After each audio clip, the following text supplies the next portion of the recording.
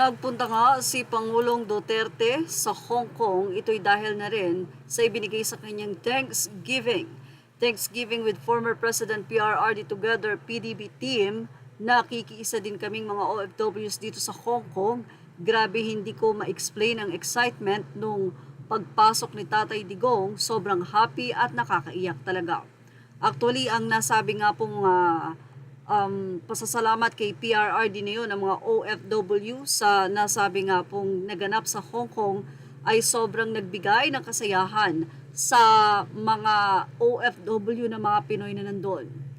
At syempre, nasabi o natanong ni Attorney Claire Castro na bakit daw hindi kasama ni PRRD ang kanyang mga kaalyado sa nasabi nga pong pagpunta nito sa Hong Kong. Mukhang napahiya agad-agad dito si Attorney Claire dahil ipinakilala isa-isa ni PRRD ang mga senador na kanya nga pong ikinakampanya sa darating na halalan. Nandoon sila Marcoleta, andoon sila Bongo, Jimmy Bondoc, at ang iba pa ng mga kaalyado. Even the standee of Pastor Kibuloy ay kasama nila doon. Siyempre, maraming mga OFW ang sobrang natawa dahil isa sa pagiging na-miss ng mga netizen, especially ang pagiging joker ni Pangulong Duterte na muli nilang narinig.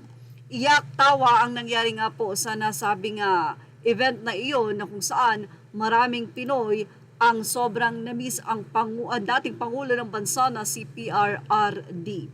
Kasama din ng Pangulo ang aktor and senador na si Robin Padilla na full support din sa nasabi nga pong event and Thanksgiving na ito para kay PRRD or former President Rodrigo Roa Duterte.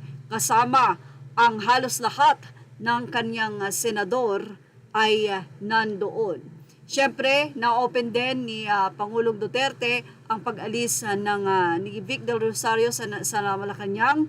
Si EP naman ay biniro pa nito na 3 babae daw ang kailangan. Samantala, nagpaunlak ng photo ang mga senador na nandoon.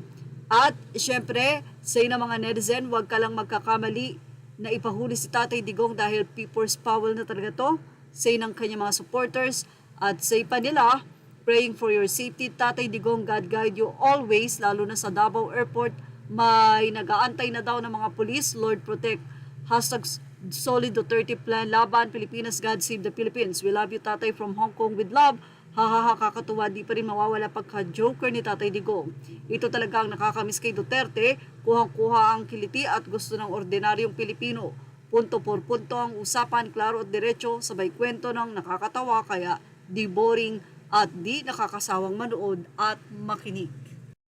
Samantala ay naman daw kaya mga nararamdaman ngayon ni Attorney Claire Castro matapos nga na tila hindi muna niya antayin ang pagpunta ni Pangulong Duterte sa Hong Kong ay agad-agad na marites ito sa social media na mali-mali ang info. Ayon pa sa kanya, ipinagtaka daw nito kung bakit hindi kasama ni Pangulong Duterte ang mga kaalyado nito na mga kandidato sa kanyang partido sa Hong Kong para mangampanya.